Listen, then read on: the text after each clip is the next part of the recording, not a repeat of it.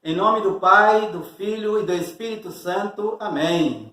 Olá, pessoal. Sejam, portanto, bem-vindos e bem-vindas a este canal. Para quem não me conhece, meu nome é Valdo Dias. Eu sou catequista e missionário católico. E nesse segundo vídeo, eu irei apresentar a primeira das 5 pedrinhas predito por Nossa Senhora lá em Medjugorje. Portanto, o nosso tema de hoje é a oração. O que é a oração? Por que a oração? Qual a importância dela em nossas vidas? Gostaria de começar utilizando o Catecismo da Igreja Católica, a última parte do Catecismo, que trata especificamente dessa questão. No número 2558, inicia com uma belíssima frase de Santa Teresinha do Menino Jesus, que diz o seguinte: para mim, a oração é o impulso do coração. É um simples olhar lançado ao céu, um grito de reconhecimento e amor, no meio da provação ou no meio da alegria. Então aqui podemos notar que a essência da oração ultrapassa as palavras, ultrapassa o próprio conteúdo da oração.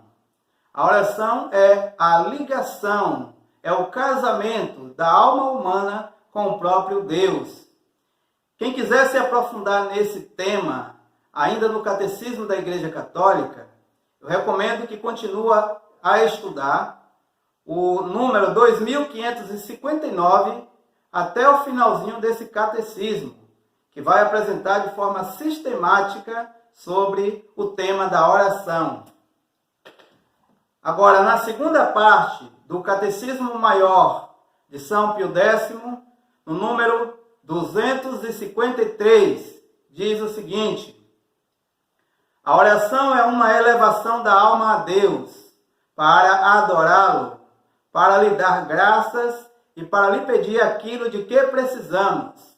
Então, nós estamos aqui diante de uma realidade vertical, onde a gente contempla a transcendência, nós contemplamos Deus, e também de forma horizontal, onde a gente também exercita a nossa própria santificação e automaticamente a santificação daqueles que estão à nossa volta. Esse parágrafo termina dizendo que nós também devemos pedir aquilo de que precisamos. Mas o que nós de fato precisamos e que devemos pedir na oração? Será que nós devemos pedir tudo aquilo que vem à nossa mente? O próprio Catecismo de São Pio X, no parágrafo 262, diz o seguinte: devemos principalmente pedir a Deus a sua glória, a nossa salvação e os meios para consegui-la. Então aqui segue a mesma reflexão do Catecismo da Igreja Católica sobre a realidade de que nós precisamos nos voltar primeiro para Deus, que é o nosso absoluto, e depois para as pessoas, ou até para nós mesmos, buscando a nossa santificação.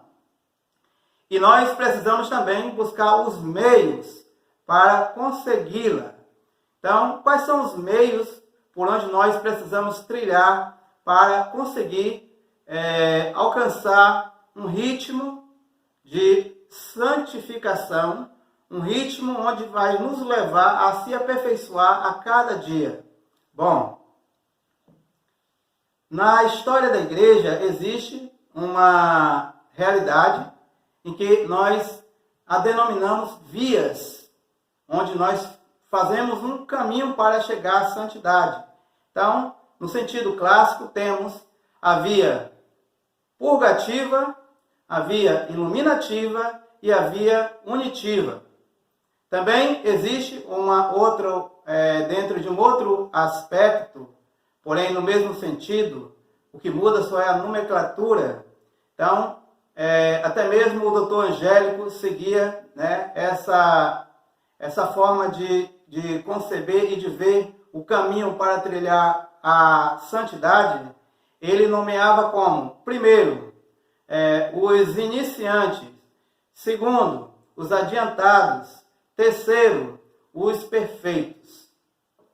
Porém, Santa Teresa de Jesus, a nossa querida Santa Teresa de Ávila, ela alargou aqui um pouco a metodologia para poder a gente entender esse caminho de santidade. São o castelo interior da nossa alma. São as moradas do castelo interior, da forma como ela nomeia. Porém, as 3 primeiras moradas do castelo de Santa Teresa de Ávila se dá justamente no momento em que a pessoa passa a lutar contra o próprio pecado, a ter uma vida ascética, de oração, de penitência, de jejum. E aí nós podemos ligar a realidade da via purgativa, ou seja, são os iniciantes na fé. Depois, as 4ª e as 5ª moradas do castelo interior, a pessoa já está num ritmo muito bom, já tem uma amizade muito boa com Deus, já domina a vida de oração, já consegue evitar o pecado mortal, embora ela pode contrair pecados veniais. Também tem as perseguições, tem as tribulações da vida. Por isso vai servir de trampolim para lapidar a sua alma, para lapidar a sua fé. Então, temos aí a via iluminativa, né? São aqueles adiantados na fé. E por fim, nós temos as 6ª e 7ª moradas. Nessas moradas, a pessoa já tem uma espécie de casamento espiritual com Deus. A pessoa já não vive por ela mesma, mas Cristo vive nela. Então, existe uma perfeita unidade, uma perfeita união. Há um só coração, um só pensamento, uma só vontade. Então, temos aí a via unitiva, que são os perfeitos, são os santos. Porém, meus amigos, eu gostaria de citar aqui uma passagem que aconteceu em Medjugorje, no dia 25 de junho desse ano de 2020, quando Nossa Senhora, lá em Medjugorje, apareceu para a vidente Maria Popilovic. Então, Nossa Senhora falou da necessidade da oração, e ela diz, com todas as letras: retornem, filhinhos, para a oração e abraçam de Deus este tempo próprio, este tempo oportuno, para viverem a conversão. Então, Nossa Senhora está aí confirmando tudo isso que nós estamos aqui a falar sobre o caminho de perfeição cristã, o caminho de oração.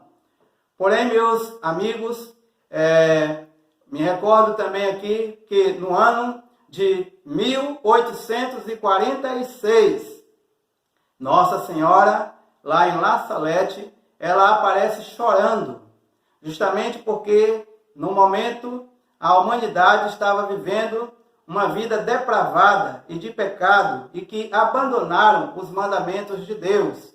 Porém, isso não surpreende a nós a olhar o tempo atual, porque o nosso tempo atual também está muito tenebroso, né? O pecado está chegando ao cúmulo. Então, ao ponto de Nossa Senhora chorar não só lágrimas, mas chorar muitas vezes até sangue, pedindo a Deus por cada um de nós e insistindo para que a gente possa largar essa vida de pecado e se voltar para Deus através da vida de oração.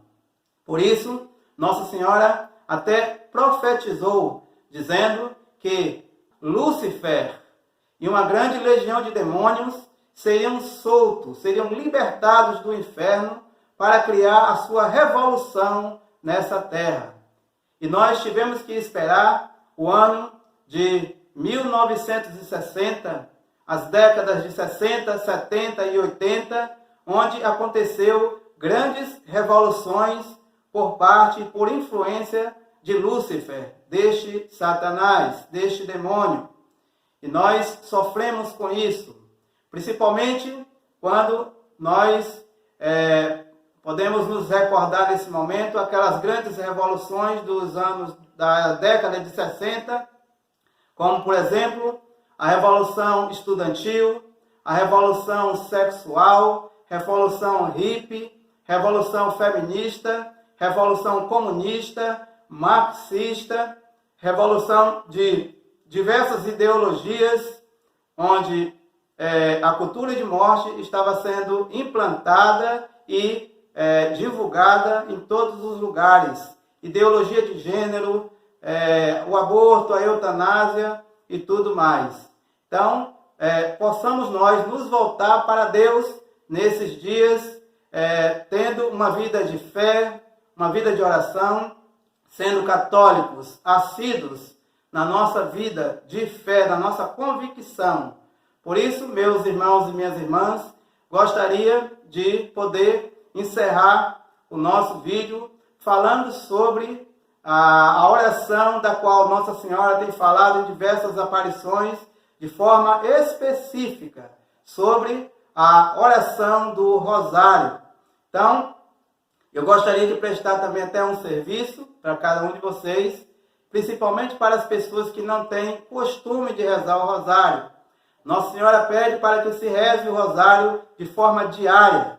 Então, você pode rezar o Rosário, os 4 mistérios do Rosário, durante aquele dia, no mesmo momento, ou você pode dividir em 4 momentos durante o seu dia, contemplando os mistérios gozosos, luminosos, dolorosos e os mistérios gloriosos. Então, se você não consegue rezar o Rosário durante o dia, eu aconselho que você reze ele durante a semana. Então, você pode rezar o mistério gozosos nas segundas e nos sábados, os mistérios luminosos nas quintas-feiras, o mistério dolorosos nas terças e sextas-feiras e o mistério glorioso nas quartas e nos domingos. Mas se até mesmo durante a semana você tem dificuldade de rezar o Rosário, porque você não tem costume de rezar, eu te faço um apelo nesse momento, que você reze ao longo de um mês, ou seja, durante 4 semanas. Então você poderia organizar da seguinte forma: cada semana você vai rezar um terço, para durante o mês dar um rosário. E significa que você vai rezar durante um dia, ou durante cada dia, apenas uma dezena do terço. Então isso significa que você vai rezar de segunda até sexta-feira. Um terço vai ficar às sextas e os sábados, que eu aconselho que você faça um esforço maior e reze o terço completo. Então, o mais importante na reza do Santo Rosário, na reza do Santo Terço, é a meditação. Por exemplo, se na primeira semana você está contemplando o mistério gozosos, então, primeiro mistério gozoso, contemplamos a visita do anjo Gabriel a Nossa Senhora. Então você vai meditar durante aquele momento e em diversos momentos daquele dia sobre a sua relação com seu anjo da guarda, a sua relação com Nossa Senhora. E assim serve para a segunda semana, quando você for rezar o mistério luminoso. Vamos contemplar no mistério luminoso o batismo de Jesus por São João Batista. Então, você vai meditar naquele momento, mas vai meditar também durante todo o dia sobre a sua relação com Deus, com o batismo de Jesus e com o seu próprio batismo. Então você vai pensar na sua consagração e desse modo você vai estar se esforçando para sair da via purgativa, para o quanto antes entrar na via iluminativa e assim sucessivamente, dentro também daquele contexto do castelo interior de Santa Teresa de Ávila. Então, para completar ainda a questão do texto, da oração do Rosário, na terceira semana, onde você vai meditar sobre os mistérios dolorosos, primeiro mistério doloroso, a agonia de Jesus no Monte das Oliveiras. Então, você deve meditar sobre a paixão de Cristo, mas você deve também, durante esse dia, fazer momentos de oração, momentos de penitência. É um dia muito propício para você jejuar nesse dia e orar o Santo Texto. E por fim, na última semana, quando você estiver meditando sobre os mistérios gloriosos, primeiro mistério glorioso, contemplamos a ressurreição de Cristo. Então você vai pensar na realidade da transcendência. Se Cristo ressuscitou, também nós iremos ressuscitar. Porém, caros irmãos e irmãs, eu gostaria de encerrar por aqui, pedindo para que você pudesse, então, não se esquecer de dar um like, compartilhe esse tema, compartilhe esse conteúdo para as pessoas que você julga precisar e não se esqueça, se inscreva nesse canal. Então, faça parte desse apostolado. Ave Maria, gracia plena, Dominus tecum, benedicta tu in mulieribus, et ex benedictus fructus ventris tui, Iesus. Sancta Maria, Mater Dei, ora pro nobis peccatoribus, nunc est hora nostra. Amém. A nossa proteção está no nome do Senhor, que fez o céu e a terra. A bênção de Deus Todo-Poderoso, por intercessão de Nossa Senhora de La Salete e Nossa Senhora de Medjugorje, a bênção de Deus, que é Pai, Filho e Espírito Santo.